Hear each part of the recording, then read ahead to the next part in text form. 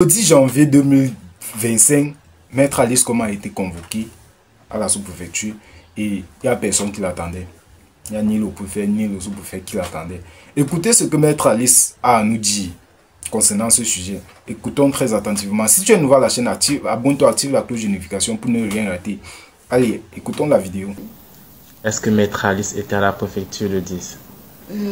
Il faut surtout dire que mon avocate, qui est une grande dame de parole et tout, a tout fait pour être là à la date qu'elle avait proposée chez le préfet pour m'accompagner à la convocation que le préfet m'avait faite. Elle a tout fait et elle était là. Dieu seul sait que je sais qu'elle a un programme hyper chargé. Voilà. Donc je l'ai accompagnée, bien sûr, elle m'a amenée. Mais elle s'est annoncée et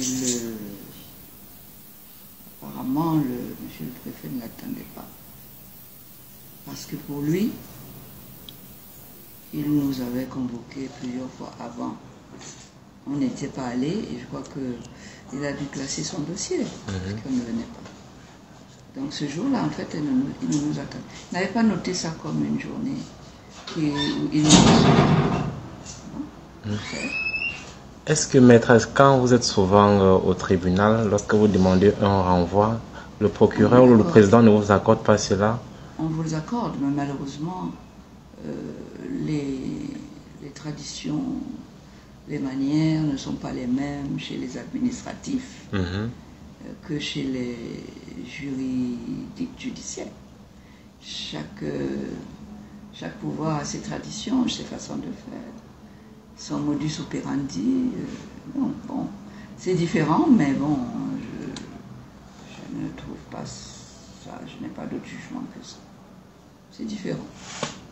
Mais qu'est-ce qui peut justifier qu'après 2 convocations, lorsque vous répondez, le préfet décide de se mettre indisponible? Je ne peux pas répondre à sa place.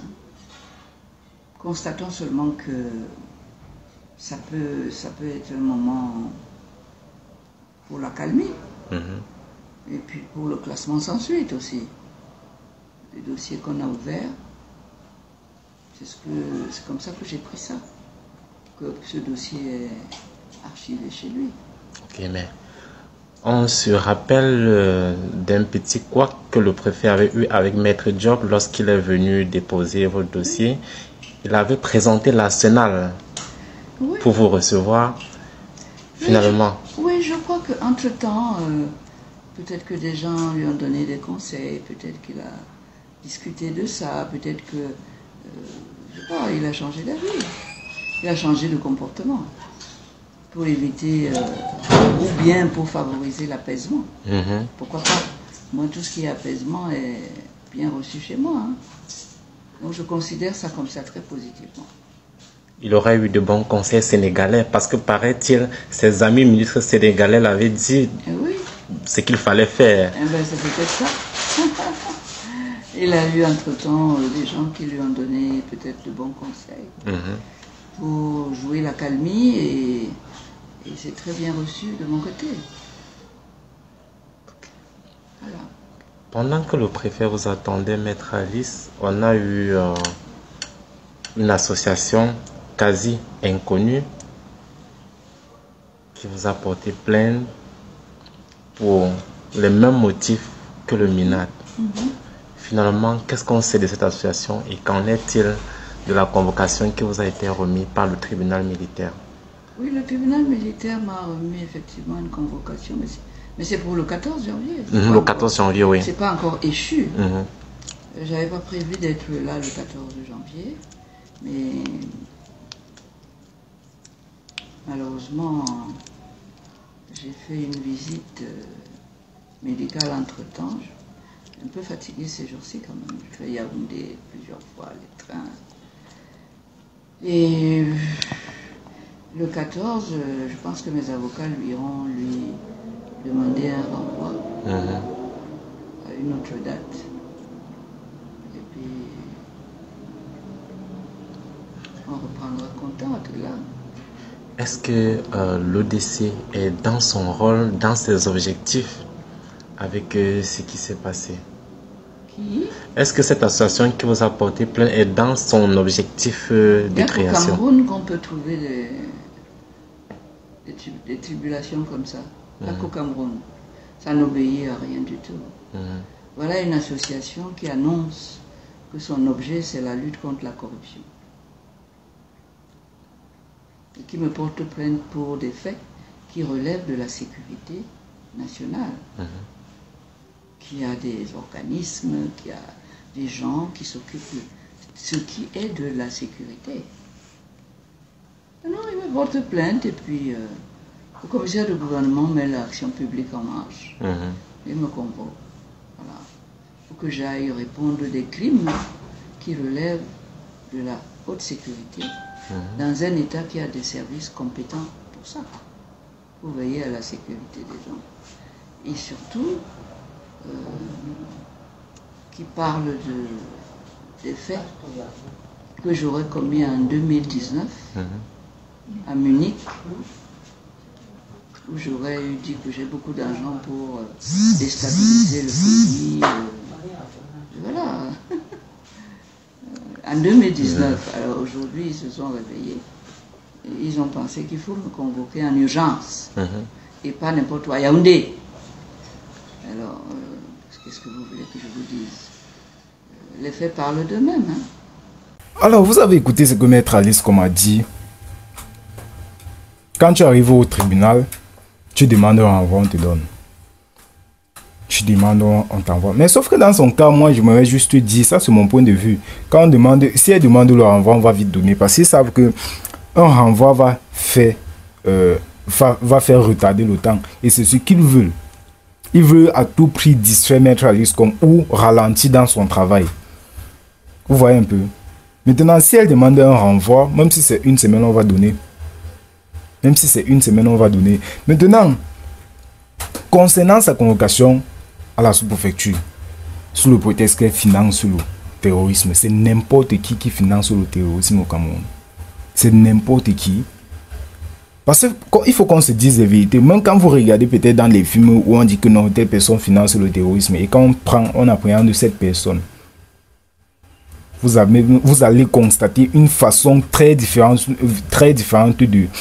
de soit poser des questions, de soit interroger cette personne ou de l'accueillir. Parce qu'on sait que si vrai, cette personne finance le terrorisme, ça veut dire qu'elle est capable de tout. Vous voyez un peu. Maintenant, au Cameroun, on s'en fout. En fait, eux, ils s'en foutent de tout ça, de toute cette logique-là. Eux, tout ce qu'ils veulent, c'est soit de te nuire déjà dans ton travail, parce qu'on a d'abord mis les scellés chez elle, dans son rédac, pour rien, pour commencer, pour rien. Parce que même quand on l'accuse de financement de terrorisme, après les gens vont dire que non, il va falloir qu'elle se présente au tribunal pour justifier qu'elle ne finance vraiment pas le terrorisme. C'est n'importe qui finance le terrorisme au Cameroun. Parce qu'il faut qu'on se dise des vérités. Quand tu es terroriste ou tu finances le terrorisme, tu es traité différemment des autres criminels. Parce qu'on sait que toi, tu es capable de, en un seul coup, tu es capable de mettre toute une ville au sol. Là, c'est clair. C'est très clair. Maintenant, que ce soit en Tangandji, que ce soit la police judiciaire, que ce soit le préfet, que ce soit le tribunal militaire, eux, ils n'ont aucune preuve. Ils n'ont aucune preuve pour incriminer Maître Alice Com. C'est ça le truc. Ils se sont assis, ils ont dit, bon voilà, il va falloir qu'on invite ou qu'on convoque Maître Alice Com le 14 janvier, qui était son jour c'était son anniversaire. Elle a décidé de ne pas aller parce qu'elle ne peut pas passer un jour si spécial dans un tribunal. Pour elle, c'est impossible. Et moi, je trouve ça normal. Ce n'est pas n'importe qui qui vit jusqu'à 80 ans. Vous comprenez un peu ça. Maintenant, on va t'accuser de financement du terrorisme. Est-ce qu'ils ont les preuves? Est-ce qu'ils ont les preuves? on t'accuse de financement de terrorisme, tu te rends, ou on te convoque, tu te rends au rendez-vous, il n'y a personne qui t'attend. Ça veut dire que eux, ils savent ce qu'ils sont en train de faire. Déjà, pour commencer, ils savent que non, toi, tu ne finances pas de terrorisme. Deuxièmement, ils savent que toi, tu es comment dire, un élément, je vais dire ça comment, et tu peux essayer de convaincre quelqu'un. Tu as cette capacité-là. Tu as cette capacité de convaincre quelqu'un, de se retourner contre l'autre. Tu vois un peu. Maintenant, ils savent ça, ils savent que Maître Alice, comme elle est là, elle peut faire quelque chose, genre, elle peut retourner peut-être la population camerounaise contre eux. Et si la population camerounaise est retournée contre eux, ça serait très dangereux pour eux. Du coup, ils sont en train de tout faire pour déjà éteindre Maître Alice, comme soit la distraire de son objectif, soit la ralentir de son objectif, dans son travail, ou faire de telle sorte que elle va avoir peur, ou elle sera intimidée. Elle sera tellement intimidée qu'elle n'aura même plus le courage de parler de quoi que ce soit au Cameroun. Vous voyez un peu. Donc c'est de ça qu'il s'agit pour eux. Ça, c'est leur propre objectif. Parce que moi, je ne vois pas quelle loi au Cameroun dit qu'on doit traiter à quelqu'un qui finance le terrorisme avec tant de légèreté. On doit te traiter comme si tu étais une personne très normale. Si on t'accuse ou on te considère comme quelqu'un qui finance le terrorisme, ça veut dire que toi, tu es différent des autres. Toi, tu es capable de tout faire. Tu es capable d'éteindre même 3 villes en une seule journée. Si tu finances le terrorisme. Vous voyez un peu. Mais eux, ils sont là, ils s'en foutent. On t'envoie seulement la convocation. Si tu viens, même personne n'est là pour t'accueillir. Ça veut dire qu'ils ne t'attendaient même pas. Ils t'envoyaient seulement la convocation pour que toi, de ton côté, tu te mets à réfléchir comment tu vas, des stratégies. Et en réfléchissant sur cette stratégie-là, ça te distrait de ton objectif. Parce que le temps que tu as pris pour réfléchir sur la stratégie, comment te défendre et tout, eux, ils savent que non, le temps là est très précieux. Et tu vas seulement tu vas consacrer ce temps en réfléchissant sur cette stratégie-là. Quand tu arrives peut-être là-bas, personne ne va t'accueillir, tu vas rentrer, commencer à réfléchir encore comment t'y prendre, comment te défendre et tout, en laissant ton travail. Parce que Maître Alice, comme c'est une défenseuse des droits de l'homme, elle défend les droits de l'homme, mais c'est la partie des hobbies que moi je suis pas d'accord. Donc voilà un peu de quoi il s'agissait de sa convocation le 10 janvier à la sous-préfecture. Comme elle s'est rendue, personne ne l'attendait. Elle a trouvé ça louche. Il y a encore une convocation qui est entrée. La police judiciaire, elle se prépare le 22 janvier à 11h précise pour s'y rendre. Donc, voilà un peu de quoi il s'agissait. Maintenant, si tu es nouveau à la chaîne, abonne-toi, active la cloche de notification pour ne rien rater. Parce que ici, tu trouveras des informations en continu sur l'actualité. Allez, c'était Bino Media.